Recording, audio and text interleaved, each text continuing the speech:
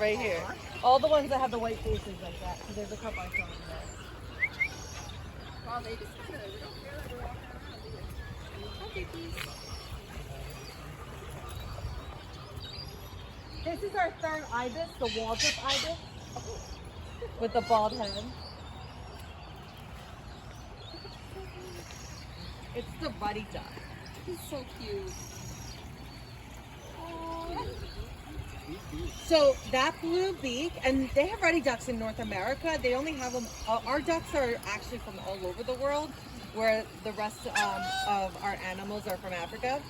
But the males are the ones with the blue duck or blue beak. That's the female right there, the same size. But the males only get the blue beak at this time of the year.